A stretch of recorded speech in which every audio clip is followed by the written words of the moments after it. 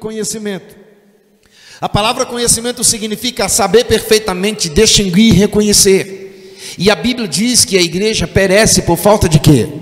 De conhecimento. Mas a igreja perece por falta de conhecimento não só por aquilo que está aqui na Bíblia, mas por aquilo que está também ao seu redor. Às vezes você mora em um lugar 20 anos e você não conhece as pessoas que estão ao seu redor.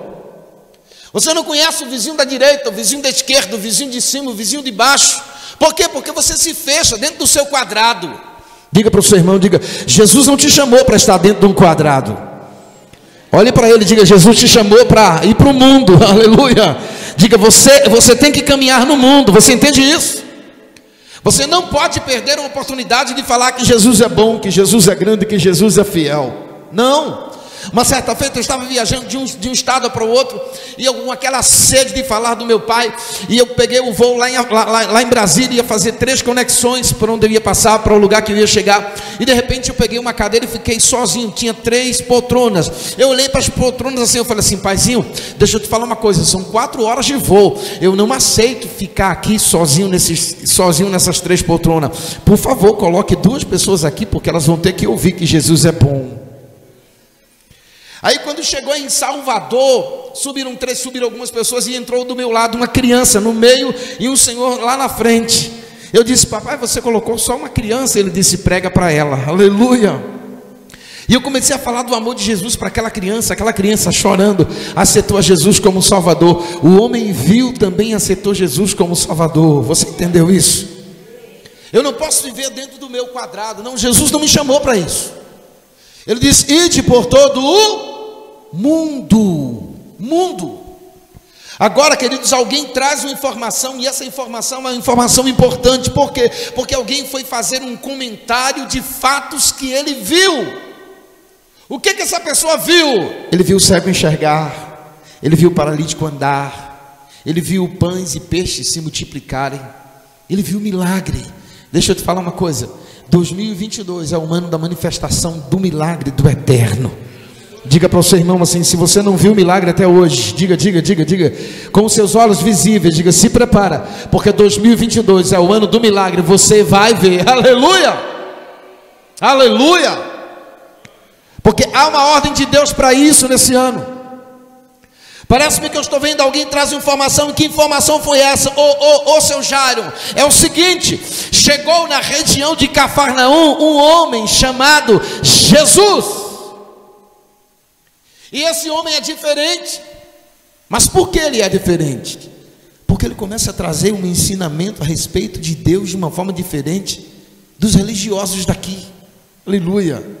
E quando ele começa a falar, as palavras que ele fala começam a entrar dentro de nós, e acontece uma coisa. Aí se cumpre na vida dele o que o autor de Hebreus descreve no capítulo 4, no versículo 12: porque essa palavra é mais penetrante do que uma espada de 2 gumes, ela vai na divisão da alma e do espírito, faz separação entre juntas e medulas, e está apta para discernir os pensamentos e a intenção do coração.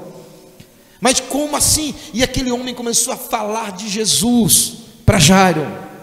A Bíblia diz em João que Jesus é a palavra. E quando você fala a palavra para alguém, o que acontece? O Espírito começa a mover-se por meio da palavra na vida daquela pessoa. A palavra vai na divisão da alma e do espírito. Alma, sentimento, emoção, vontade, desejo e pensamento. Nós somos trino, temos um corpo, temos uma alma e temos um espírito. Corpo, isso aqui. Alma é o seu sentimento, a sua emoção, a sua vontade e o seu desejo. Espírito é o espírito seu que você vive. Então quando essa palavra ela penetra lá, o Espírito começa a trazer a revelação dela, produzindo nas pessoas o que? Uma palavra de salvação, um caminho para a salvação. E para alcançar essa salvação tem que ser por meio da fé. Por isso a Bíblia diz que em Hebreus, o autor dos Hebreus diz: porque a fé vem pelo ouvir, e o ouvir a palavra. Diga para alguém, diga assim: se você entrou aqui hoje sem fé, aleluia, chacoalha ele para lá e para cá e fala assim: receba a fé nessa noite, porque essa fé vai produzir o teu milagre daqui a pouco. Essa fé vai produzir a tua vitória esta semana, ainda esses dias. Aquela pessoa começou a trazer a respeito desse Jesus, e é um pouco desse Jesus que eu quero falar com você, para que a gente possa chegar aqui nesse versículo, e logo após chegarmos aqui, nós vamos entrar na casa de Jairo nessa noite. Quem é esse Jesus? Lucas capítulo de número 1 e Lucas capítulo de número 2.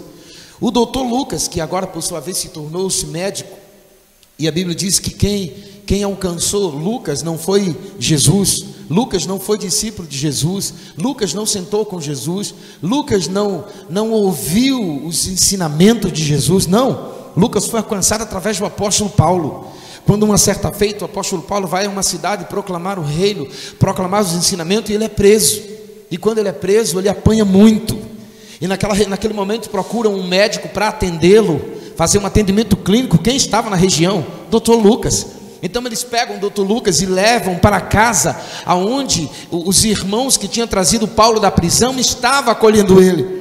E parece-me que eu estou vendo Lucas, olha, começa a examinar o Paulo, e ele olha assim e fala assim: uma coisa está me intrigando em você, oh glória. E Paulo diz assim: o que é, doutor, que está me intrigando? O que está me chamando a atenção no seu corpo não são os hematomas que você adquiriu, como essa surra que você levou na prisão.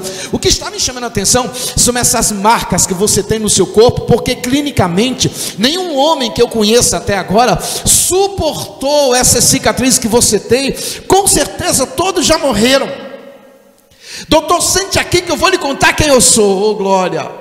E aí ele começa a contar que era um perseguidor, e que quando ele recebe a autorização dos maiorais que ele servia, ele vai para o caminho de Damasco, onde estava tendo uma aglomeração de cristãos, e no caminho de Damasco uma luz aparece, aquela voz brada e diz: Saulo, Saulo, por que tu me persegues? E ele diz: quem és tu? Ele diz: eu sou Jesus, a quem tu persegue? Eu nunca te persegui, aqueles que perseguem os meus pequeninos a mim me perseguem.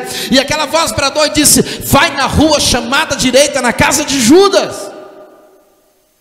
Aí os versículos de Atos, capítulo de número 10, versículo de número 1 em diante, vai dizer que Ananias estava lá no cenáculo, lá no templo, quando o Senhor diz: Ananias, levanta-te, vai à rua chamada direita, na casa de Judas, lá tem um homem apelidado de Saulo, chamado Paulo, ele está orando.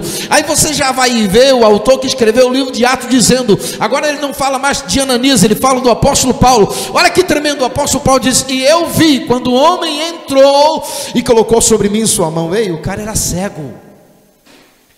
Deus já estava visitando ele, dando a ele dom de visão.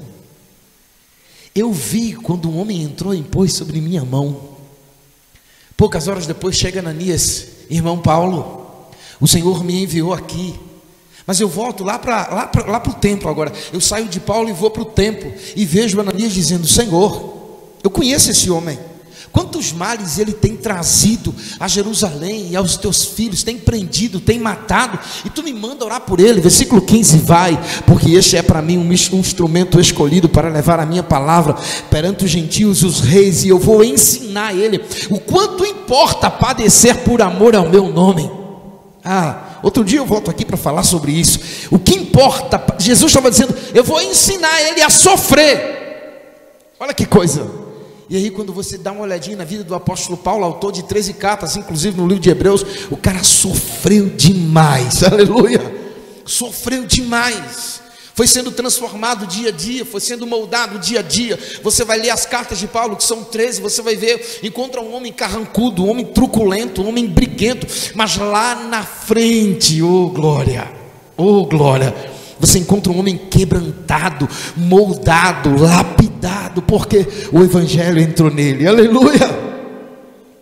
O Evangelho passou a fazer parte da vida daquele moço, 1,65 m a 66 de altura, calvo, oh bendito é o nome do Senhor.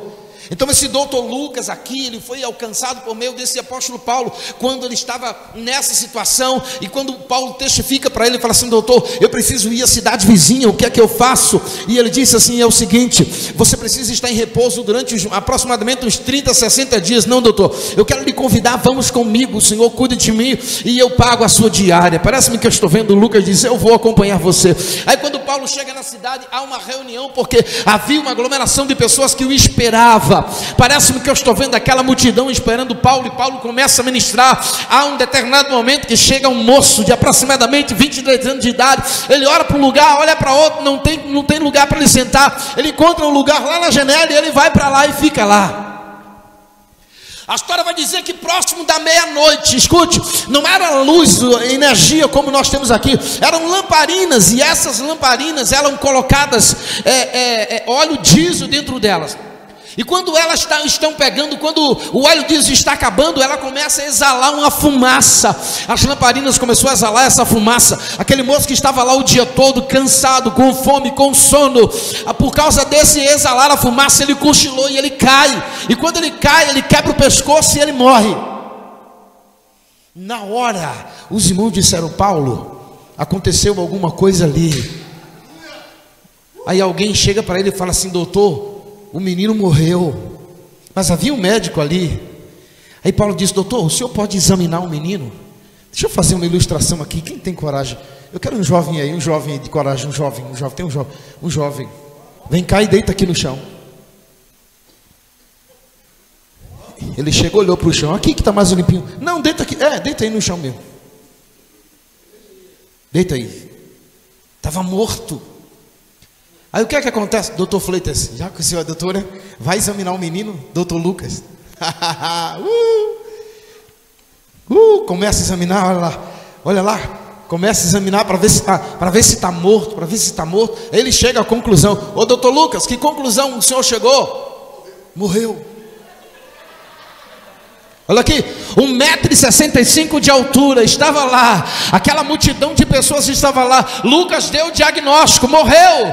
Ô doutor, deixa eu lhe falar uma coisa. Lá atrás o senhor ouviu falar e o senhor me perguntou que marca era. Essas marcas que eu trazia no meu corpo, doutor, essas marcas que eu trago no meu corpo são as marcas de Cristo. Lá atrás eu lhe falei quem era. Agora o senhor vai ver o que ele pode fazer. O apóstolo Paulo desce lá, aonde está o menino, se aproxima dele. O menino estava morto, segundo a ordenança do médico. Ele fala assim: moço, em nome de Jesus, levanta. O moço levantou e ressuscitou.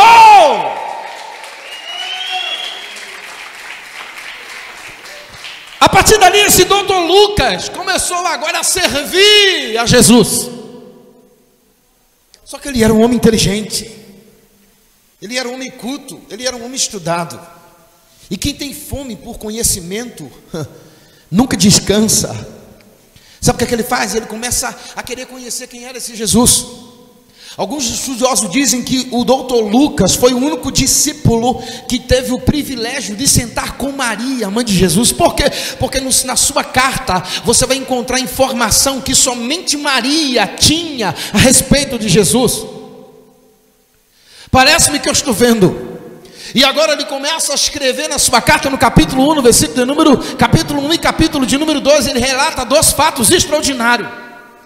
No capítulo 1 ele diz que estava no cenáculo, havia um cenáculo ali naquela cidade, e todos se reuniu um grupo de pessoas, e foi lançado a sorte para ver quem cuidaria do templo.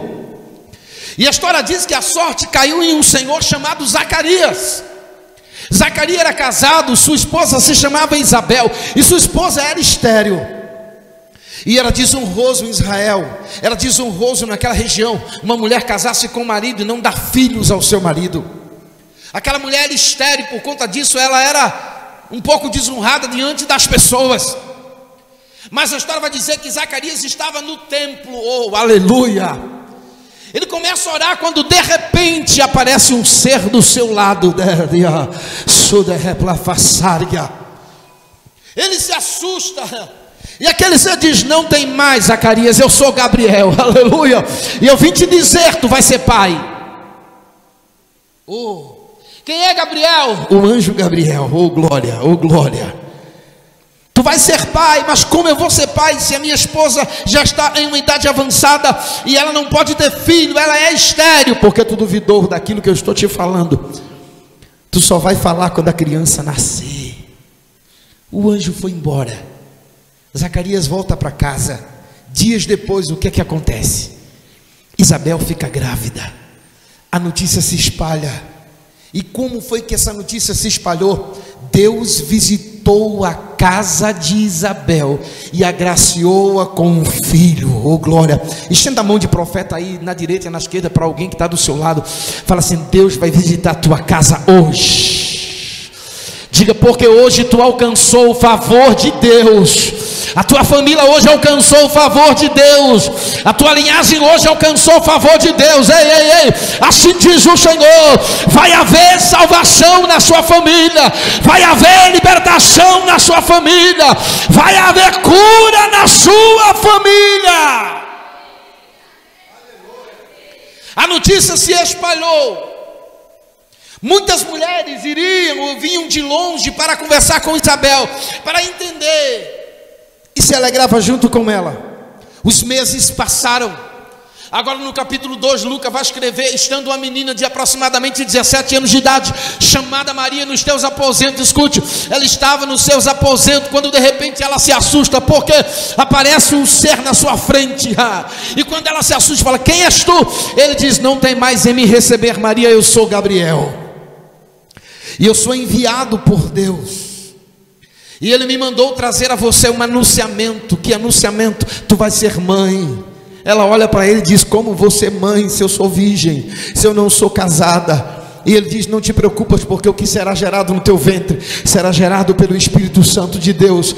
Tu darás a luz ao menino, e ele se chamará Jesus, que traduzido significa Emanuel, Deus conosco. Ele vai trazer salvação para Israel e toda a terra. Aí no versículo 1:37, Lucas diz: porque para Deus nada é impossível. Versículo 38, após estas palavras o anjo se ausentou, e Maria agora estava grávida. Eu já pude contemplar, são 32 anos, 30 anos viajando esse Brasil todo, de ponta a ponta e para alguns países. Eu já pude contemplar muitas coisas bonitas na terra. Eu já pude contemplar tanto no reino físico como no reino espiritual também. Eu já tive alguns arrebatamentos de espírito. Mas na minha concepção não há nada mais extraordinário do que a formação de uma criança no ventre de uma mulher. Aleluia! É uma vida dentro de uma outra vida. Ora, se eu acho extraordinário uma criança ser gerada por meio de um espermatozoide na relação sexual entre um casal, agora imagine alguém ser gerado pelo Espírito. Aleluia, aleluia, aleluia, aleluia. Agora Isabel estava grávida. Seu esposo José tenta deixá-lo, mas o mesmo anjo visita e fala: não deixa a tua esposa, porque isso que está sendo gerado dela é um propósito do Pai. E a história diz agora que aquela menina fica grávida, passando-se os meses. Ela tem a notícia que Isabel iria dar à luz, e ela sobe às aldeias de Judá. A história diz que quando ela chega na casa de Isabel, ela saúda Isabel, eu acredito, com a seguinte expressão: Shalom Adonai, que significa paz do Senhor. Aleluia. A Bíblia diz que quando ela escuta a voz de Maria, a criança no seu ventre começa a mexer. Olha que coisa. Maria fica ali até o nascimento de João. Quando o menino nasce, agora tem que ser apresentado no cenáculo, depois circuncisar ele. A Bíblia diz que Zacarias estava lá sem falar ainda, quando ele pega a criança, que ele ergue a criança. Que nome vai dar a esta criança? João Batista. Quem era João Batista? Precursor de Jesus. O que é um precursor? É alguém que vem antes de alguém para preparar o caminho para alguém passar. Deixa eu te falar uma coisa. Sabe por que você está aqui? Porque Deus levantou alguém. Sabe por que você tem uma família? Porque Deus levantou alguém. Sabe por que você tem uma faculdade? Porque Deus levantou alguém. Sabe por que você tem um emprego? Porque Deus levantou alguém. Sabe por que essa igreja existe? Porque Deus levantou alguém. Sabe por que nós somos líderes e pregamos? Porque Deus levantou alguém. Aprende uma coisa: Deus sempre vai levantar alguém para alguém. Sempre. E agora Deus está levantando João Batista para ser o quê? O precursor de Jesus. Uma das coisas que me chama a atenção nessa história é que quando João Batista nasceu, muitas mulheres, sim pai, eu sei, muitas mulheres foram visitar Maria, parabenizando ela, levando presente, não é assim? Quando a gente vai visitar uma criança recém-nascido, a gente leva ou não leva um presente, sim ou não? Aleluia! Isabel foi visitada, João Batista foi recebido por aplausos. Que tremendo. Meses depois, maravilha, ela não tinha uma recepção como ela não tinha uma comissão de mulheres que estava cuidando dela. Não. A Bíblia diz que ela estava em um curral. Quando a criança nasceu, não tinha várias mãos para pegar a criança, não. Ela não recebeu presentes como Isabel recebeu, não. Mas aconteceu uma coisa sobrenatural e poderosa. O quê? Quando Jesus nasceu, o céu abriu. E quando o céu abriu, olha aqui, olha aqui, olha aqui. E quando o céu abriu, desceu um coral angelical do céu e começou a cantar: Hosana, Hosana, Hosana é o que veio em nome do Senhor. Toda a terra está cheia da sua glória. Quando ele nasceu, ele trouxe os anjos do céu. Oh, aleluia! Os anjos começaram a cantar e adorar ao Eterno pelo seu nascimento. Passando-se alguns dias, a Bíblia diz que agora ele é circuncidado. Depois ele é apresentado no cenáculo. Interessante que ele aparece aí no seu nascimento. Depois ele vai para o anonimato. E depois de 12 anos ele volta. Ele aparece. Mas uma das coisas que me chamou a atenção aqui, sabe o que foi? Deus levantou João Batista. Depois Deus levantou Jesus. O que começou a ter evidência nessa época não foi a vida de Jesus, foi a vida de João. O que começou a ter evidência não foi o ministério de Jesus, foi o ministério de João. Dá uma olhadinha para o seu irmão e diga assim: nunca tenha inveja de mim. Diga isso para ele, diga porque eu nunca vou ter inveja de você. Diga porque hoje pode ser o seu dia, mas amanhã pode ser o meu. Aleluia, aleluia. Você entende isso? Mas olha que coisa tremenda. Enquanto o ministério de João estava em evidência, Jesus estava no anonimato. Às vezes Deus leva você para o anonimato. O que é o anonimato? Você está no meio de uma multidão, ninguém te percebe. O que é o anonimato? Todo mundo te esquece. O que é o anonimato? As coisas excelentes na sua vida que você tem, as qualidades, sim, Deus, eu sei, as qualidades de excelência que você tem, elas não começam a ter evidência. E você começa a achar que Deus esqueceu você. Você começa a se achar inferior. Você começa a achar que você nunca vai conseguir nada, nunca vai chegar a lugar nenhum. Ei, deixa eu te falar uma coisa. Você está no anonimato, fique quietinho aí, aleluia. Vai absorvendo aquilo que é preciso ser absorvido. Vai comendo aquilo que precisa ser comido. Vai se alimentando daquilo que for te dado, porque já já Jeová vai te levantar do anonimato. Já já aqueles que são discípulos de João, o tempo deles vai passar. E quando o tempo deles passar, Deus vai te levantar com força. Com força. A Bíblia diz que quem prevalecia era o profeta. Eis aí o profeta no deserto. Quando eu comecei a observar um pouco a história de João, eu disse assim: pai, deixa eu conhecer aqui um pouquinho sobre João. Eu não encontrei João curando um cego, curando um paralítico, curando um surdo, ressuscitando um morto, multiplicando pães, andando sobre as águas. Por quê? Porque João disse assim: eu vim para vos trazer um evangelho de arrependimento, mas eu já vos anuncio que depois de mim virá um, e quando ele chegar eu não serei digno de desatar as alpacas dos seus pés. Aleluia. João já anunciava Jesus. João já trazia Jesus para aquelas pessoas que o seguiam. Deixa eu te falar uma coisa: não era 100, 30, 40 pessoas, era uma multidão de pessoas que se tornou discípulo de João. Agora parece-me que eu estou vendo 12 anos de idade. Vamos dar um exemplo aqui rapidinho. Está havendo uma grande festa naquela região. Jesus agora tem 12 anos de idade. Maria pega Jesus junto com seu esposo José e fala assim: filho, nós vamos na cidade fazer compra. Aí lá vai Jesus. Quando ele chega na cidade, ele não vai brincar com as outras crianças. Não, ele não vai se divertir com as outras crianças. Para onde ele vai? Ele vai para o cenáculo. O que era que estava tendo no cenáculo? Uma reunião como esta, porém de uma forma diferente. Qual? Só havia autoridade ali. Só havia homens ligados à lei, doutores da lei.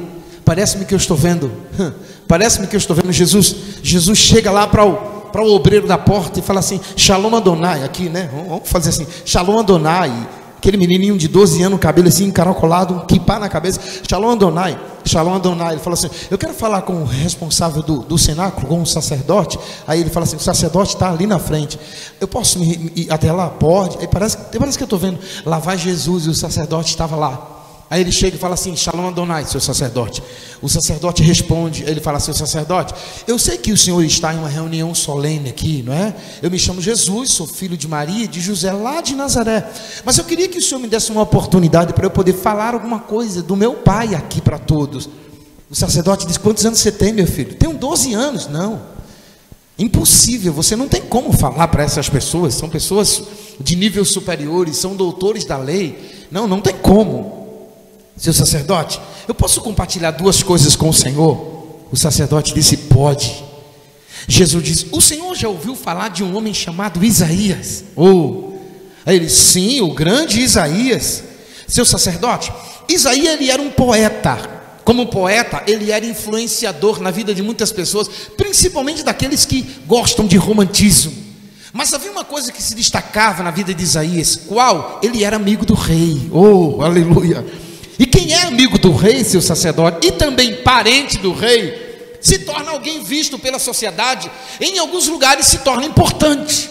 Mas a história de Isaías diz assim: no ano em que morreu o rei Uzias, ele conta dizendo: eu vi o Senhor assentado no alto e sublime trono, um anjo desceu como a tenaz, como uma brasa viva, trouxe sobre os meus lábios, purificou os meus lábios, e eu gritei: ah, Senhor Jeová, eis que eu estou perecendo, porque eu sou um homem de lábios impuros, impuros lábios. Seu sacerdote, naquele dia, Isaías teve uma experiência do céu, e naquele dia, Deus o comissionou para ser profeta. Então a partir dali, ele deixou de ser poeta, e se tornou profeta. Seu sacerdote, a palavra profeta vem de profetizar, e o significado de profetizar significa proclamar. Então, seu sacerdote, Isaías estava sendo comissionado e chamado por Deus para proclamar. Mas o que é que ele vai proclamar? No seu capítulo 9, no versículo de número 6, seu sacerdote, ele traz uma revelação futura dizendo: o menino vos nasceu,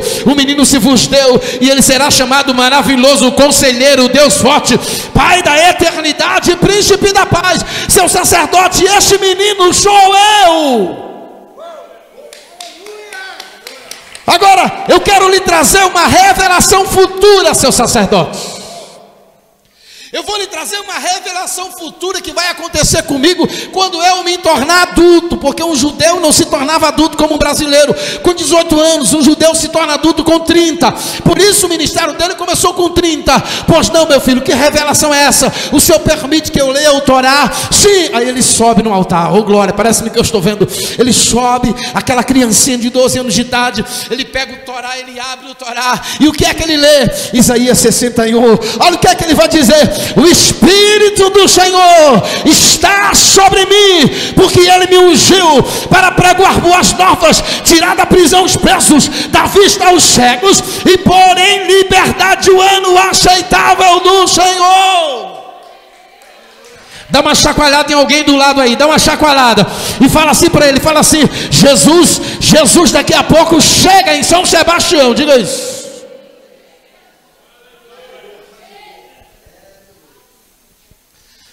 Essa revelação foi tão tremenda que Jesus fica 3 dias com aqueles homens. Após os 3 dias ele sai.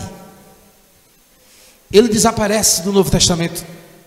Você não encontra nenhuma informação o que é que aconteceu com esse menino. Ele agora fica no anonimato. Quando alguém está no anonimato, ninguém tem notícia. Deixa eu te falar uma coisa. Quem disse que todo mundo tem que ter notícia de você? Aleluia. Quem disse? Tem muitas pessoas nos dias atuais que estão buscando glória para si. Tem muitos profetas, muitos pregadores, muitas igrejas que estão buscando aparecer nesses últimos dias. Ei, deixa eu te falar uma coisa: se Deus te levar para o anonimato, oxalá que Ele te leve.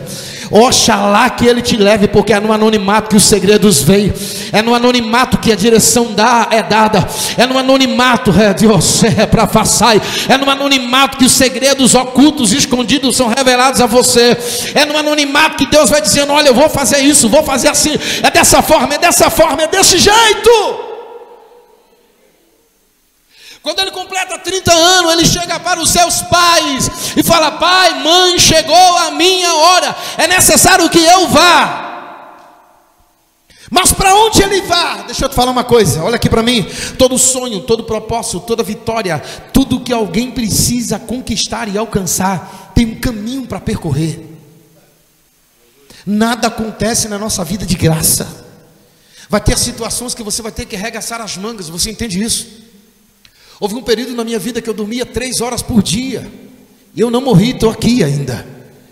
Quantas e quantas e quantas noites eu dormia de joelho, com a Bíblia do lado, com o caderno do outro, estudava um pouquinho, 10 minutos, 20 minutos Bíblia, aleluia.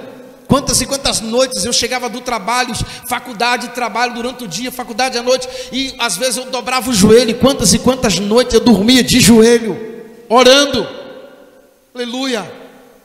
Parece-me que eu estou vendo, agora ele vai, e quando ele vai, ele tem uma direção. Você precisa entender que você não pode viver de uma forma aleatória. Você tem que saber primeiro quem você é, e segundo, para onde você vai, qual é o destino que você está seguindo, aonde você quer chegar, o que é que você está querendo da sua vida. Se você não se decidir hoje daquilo que você quer, o seu futuro não vai estar garantido. Por quê? Porque eu serei amanhã o que eu decidi ser hoje. As minhas escolhas de hoje vai definir quem eu serei amanhã. Você entende isso? Aleluia.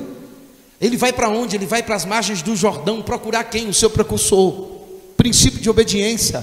Ele vai procurar João Batista. Agora olha aqui, segurei que daqui a alguns minutos eu estou terminando a mensagem. Agora escuta, João Batista está batizando aqui nas águas para arrependimento.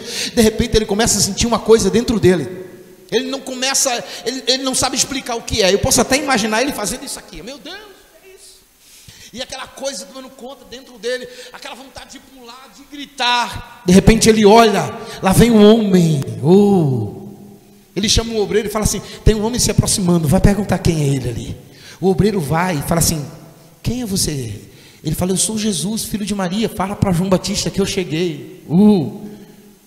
Agora o discípulo vai lá e fala assim: ô João, quem está se aproximando ali é Jesus. Mateus 19:35 diz que João para tudo, ergue as mãos e diz: eis aí o Cordeiro que tirará o pecado de toda a humanidade.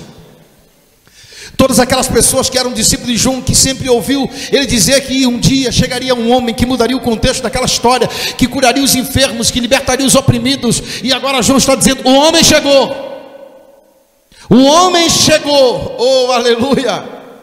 A Bíblia diz que João começa agora a batizar, e o céu começa a se movimentar. Deixa eu te falar uma coisa que papai está me dizendo aqui agora. Ele está dizendo para mim que nessa noite os céus de São Sebastião vai se movimentar. Vai se movimentar. Vai se movimentar. Na hora que nós estávamos orando, apareceu uma entidade bem aqui, ó. E ela disse: essa cidade é minha, porque houve muito derramamento de sangue no início dela. E eu disse: não é não, porque Jeová chegou para redimir a terra, descontaminar o solo e santificar. Eu estou sentindo Jesus aqui, viu? Aleluia. Quando ele começa a se batizar, como é teu nome? Gilmara. Quando Jesus começa a se batizar, Gilmara, o céu se abre e uma voz brada: eis aí o meu filho amado em quem me comprazo, e sobre ele derramei o meu Espírito. Mateus capítulo de número 4, Mateus vai escrever dizendo assim: e após estas coisas, ele está falando após o batismo, foi Jesus levado pelo Espírito para onde? Para o deserto. O homem tinha acabado de chegar e agora já estava saindo. A notícia que o Salvador de Israel chegou tinha se espalhado, e a multidão começou a vir de todos os lugares para ver o Salvador de Israel, para ver aquele que curava, para ver aquele que libertava. E muitos diziam: cadê ele? Cadê ele? E outros diziam: aguenta um pouquinho que ele já está chegando. Olha para alguém aí da direita da esquerda e fala assim: não se aperreie, aguenta só um pouquinho aí. Diga: tem vitória de Deus chegando para a sua vida daqui a pouco. Após 40 dias ele volta, e quando ele volta, ele está entrando na região de Cafarnaum. Cafarnaum era uma região marítima, é como algumas cidades que tem em Maceió. Por isso Marcos escreve que Jesus tinha uma residência na praia, porque ele firmou residência, ele firmou, aleluia, guarida ali na casa de alguns irmãos em Cafarnaum. Agora Jesus estava em Cafarnaum, mas sabe o que é que me chama a atenção aqui? É que quando Jesus chega em Cafarnaum, ele não chega pulando, ele não chega gritando, ele não chega profetizando. O que é que ele faz? Ele pega toda aquela multidão e ele vai para onde? Para um monte. Mateus 5. Quando ele chega no monte, ele pega toda aquela multidão e toda a multidão senta. E o texto vai dizer que ele senta. Você pode colocar ali, meu filho, Mateus capítulo 5. Coloca aí, rapidinho. Porque enquanto eu estou ministrando aqui, o papai está trazendo umas coisas muito fortes. E daqui a pouco eu vou falar para você. Mateus capítulo de número 5. Está aqui, não é? Vendo as multidões, subiu ao monte. E como se assentasse, aproximando-se os seus discípulos. Vai. E ele passou a fazer o quê? Fazer o quê? Dá uma olhadinha para alguém e fala assim: ei, deixa de ser preguiçoso. Tu tem que ler mais a Bíblia. Tu tem que estudar a palavra. Tu tem que conhecer tudo sobre São Sebastião, crente. Tu tem que saber da economia daqui. Tu tem que saber do prefeito, quem conduz a comissão do prefeito. Tu tem que conhecer o capitão da polícia militar que serve o batalhão aqui. Quantos batalhões tem? Tu tem que conhecer quem é o diretor da polícia civil. Tu tem que saber o nome dos padres que comandam as igrejas católicas aqui. Tu tem que conhecer os pastores que pastoreiam nessa cidade. Isso se chama conhecimento.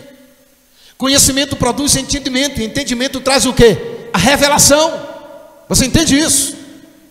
Conhecimento produz entendimento, e entendimento traz a revelação.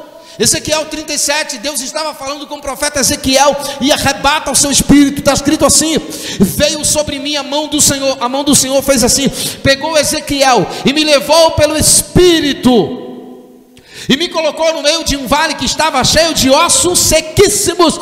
Versículo 5: me fez andar ao redor do vale.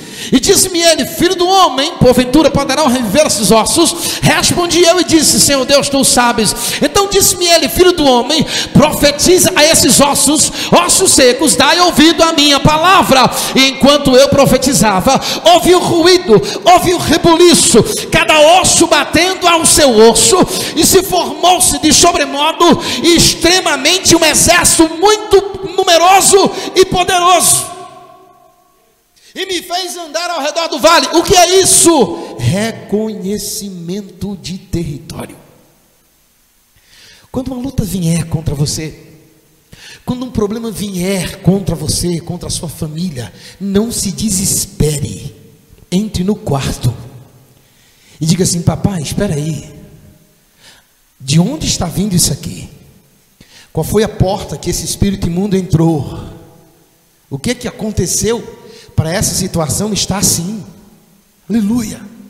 Aí aquele que revela o profundo, o oculto e o escondido vai te dizer: aconteceu porque tal dia, tal hora ouvi isso. Deus está falando com alguém aqui, você entende isso? Aleluia.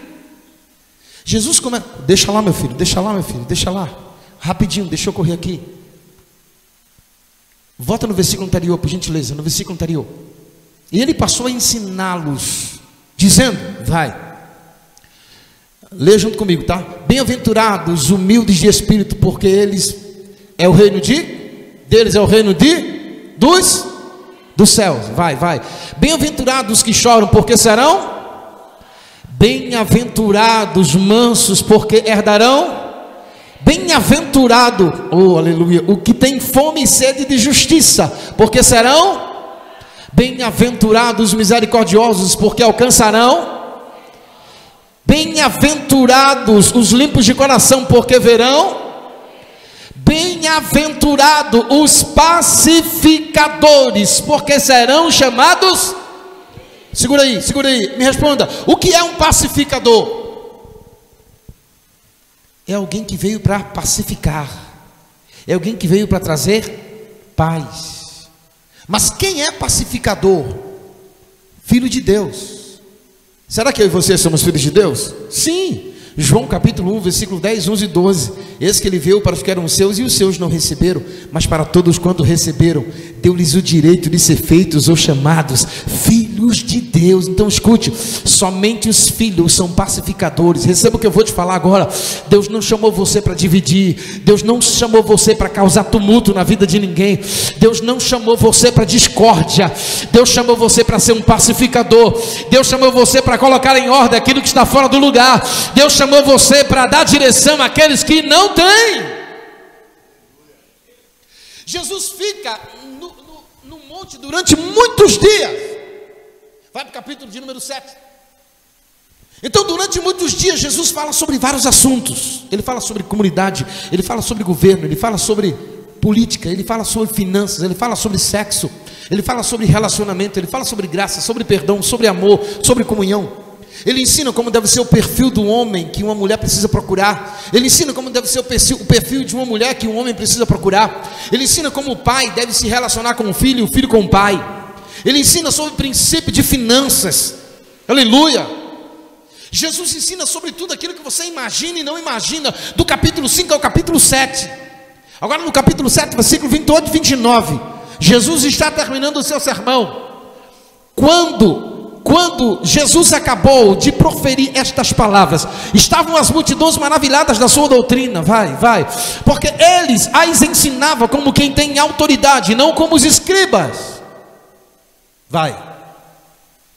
Versículo 8, capítulo 8. Agora ele está dizendo, olha aqui, ele estava no monte. O versículo 8 diz assim, o capítulo 8 diz: ora, descendo ele do monte, grandes multidões seguiam, e eis que um leproso, aproximando-se dele, o adorou, dizendo: Senhor, se tu quiseres, pode purificar-me. Então disse-lhe Jesus: quero ser limpo, e ele foi purificado da sua lepra. Era um leproso que estava na entrada de Cafarnaum, em um lugar chamado leprosério, que foi colocado para ser morto, porque havia uma sentença de morte sobre ele.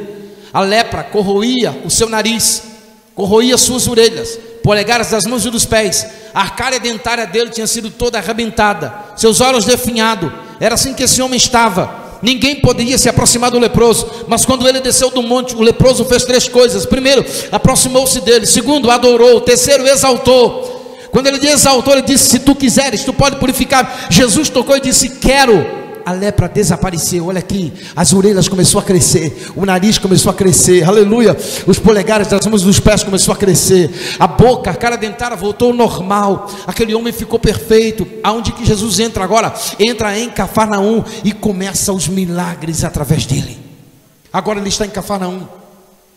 Passando-se alguns meses, algum tempo, ele recebe uma ordem de Deus para ir para uma ilha. Mateus 8, do 23 a 27. Ele vai para uma ilha chamada Gadara. Tem 2 famílias que estão clamando a Deus pelos seus filhos que estavam possessos por uma legião de demônios. Jesus pega o barco, Mateus 28, capítulo 8, do 23 a 27. Ele vai. Enquanto ele está indo para Gadara, esse ser, que eu não sei o nome dele, vai à casa de Jairo e fala: chegou um homem chamado Jesus.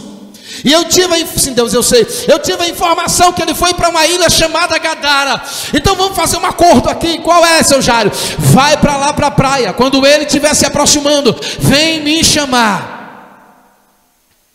A história vai dizer que em alguns momentos, quando alguém olha, vê a embarcação voltando, e alguém grita: o Nazareno está vindo. A multidão se alvoroça, se aglomera, vai esperar Jesus na praia. Quando ele chega, pegam Jesus e o leva para uma casa. E nesta casa, com muitas pessoas, ele começa a ensinar. Ele começa a falar como as pessoas, os 12 rapazes foram libertos. Por isso que o texto está dizendo: enquanto estas coisas lhe dizia. Quando ele estava falando, de repente chega uma informação, e aquele alvoroço lá fora: o doutor Jairo está aí. O doutor Jairo está aí, porque o informante dele falou assim: doutor, ele morava lá do outro lado da cidade. Doutor, Jesus chegou. Diga para alguém aí do lado, diga assim: Jesus já está em São Sebastião. Aleluia, diga. Jesus já está em São Sebastião. O doutor, ele chegou. Agora Jairo vai de encontro a Jesus, e há um movimento ali dizendo: ô Senhor, tem um homem aí chamado Jairo, e ele quer falar com o Senhor. Parece-me que eu estou vendo, quando Jairo estava se aproximando de Jesus, ele recebe uma notícia, e a notícia não foi uma notícia boa, e a notícia era: a sua filha acabou de morrer. Escute, olha aqui para mim, eu já vou encerrar. Esse período de pandemia, eu vivi aproximadamente 3 meses bem desesperador. Eu perdi 17 pessoas da família pelo Covid. Eu vivi um período de 3 a 3 dias recebendo a notícia que o meu primo, que a minha tia, que o meu sobrinho, que o meu cunhado, que a minha irmã tinha morrido. E o pior, eu não podia fazer nada. Eu não podia ir para o sepultamento. Eu não podia prestar homenagem a ele lá no caixão. Parece-me que eu estou vendo a notícia que Jairo recebe: a sua filha morreu. Quem sabe aquela pessoa diz assim: e a sua esposa está dizendo que você precisa ir para casa para sepultar ela. Mas ele já tinha ouvido falar de Jesus. Quando ele ouviu falar de Jesus, o Espírito gerou nele uma expectativa de milagre. E ele disse: eu não vou voltar para casa enquanto com esse homem eu não falar. Ele entra no meio daquelas pessoas e Jesus o recebe. Agora, o que eu acho interessante é que ele não foi logo contando: eu sou o doutor Jairo, um homem de autoridade, o maior da sinagoga. Não, porque Jairo não foi ali como doutor, ele foi como um pai buscar um socorro para sua casa. Deixa eu te falar uma coisa, você que é pai: a responsabilidade da educação dos seus filhos não está nas mãos da sua esposa, está na sua. A responsabilidade de suprir a necessidade da sua casa não é da sua esposa, é sua. Você é o sacerdote da casa. As responsabilidades maiores não é ela que conduz, é você. Então se coloque na posição de sacerdote para Deus honrar você, honrar o seu filho, honrar a sua esposa, honrar o seu casamento e honrar a sua linhagem. Deixe de ser frouxo. Deixe de estar colocando a responsabilidade que é sua na mão da sua esposa, só porque ela tem um salário maior, só porque ela ganha mais. Não importa o quanto ela ganha, o sacerdote é você. Não importa o quanto ela receba, ela pode ser juíza, ela pode ser promotora, ela pode ser constituída a maior autoridade na terra, mas na sua casa o sacerdote é você. Assuma o sacerdócio e você vai ver Deus honrar o seu filho, você vai ver Deus honrar ela mesmo, você vai ver Deus honrar o seu ministério, você vai ver Deus honrar a sua linhagem. Deus manda dizer isso para alguns homens aqui e alguns que me escutam nessa noite. Aleluia. Pessoal do louvor, sobe aqui em cima, por favor. Pessoal do louvor, sobe aqui. Sobe aqui. Ei. Ele se prostra diante do mestre e diz assim: Senhor, eu vim te pedir uma coisa. O que é, meu filho? Eu acabei de saber que a minha filha está morta em casa, e eu quero te pedir para ir na minha casa, porque eu sei que se você for e colocar a mão sobre ela, ela vai viver. O doutor está ali. Quando eu tive um problema de coluna, que o médico disse para mim que eu não ia mais andar, e quando eu orei e pedi a Deus para que me mandasse alguém com as qualificações que ele tem, que ele nem sabe disso, e Deus me fez conhecer ele, Deus me levou até ele, e ele tem as qualificações que eu apresentei diante do Pai. Quando eu o procurei, houve em mim uma expectativa que gerou uma esperança que ele poderia me ajudar. Olha para cá, deixa o pessoal do louvor lá, olha para cá, eu já vou terminar, olha para cá. Você entende isso? Houve essa expectativa, porque eu passei a conhecer quem era ele. Aleluia. Jairo, olha aqui, Jairo não ia procurar Jesus se ele não soubesse quem era Jesus. Você quer milagre? Você quer vitória? Agora eu te pergunto, você conhece Jesus?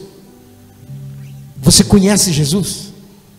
Porque se você conhece Jesus, eu te desafio hoje, se você conhece Jesus, vai ter milagre na sua vida. Se você conhece Jesus, esse vale que você está passando, ele vai arrancar você dele. Se você conhece Jesus, não tem pombagira, não tem preto velho, não tem chucaveira, não tem tranca-rua, não tem Zé Pilantra, não tem Zé Pilintra, não tem espíritos de Sambalate nem de Tobias. Se você conhece Jesus, tudo vai começar a ser diferente na sua vida. Agora você precisa ter a certeza que você conhece ele e sabe quem ele é. Jairo disse: se tu for na minha casa e colocar a mão sobre a minha filha, eu sei que ela vai ser curada. Fique de pé, por favor. Eu quero todas as crianças aqui na frente, todos os adolescentes, esses adolescentes lindos que estão aí, todos aqui na frente.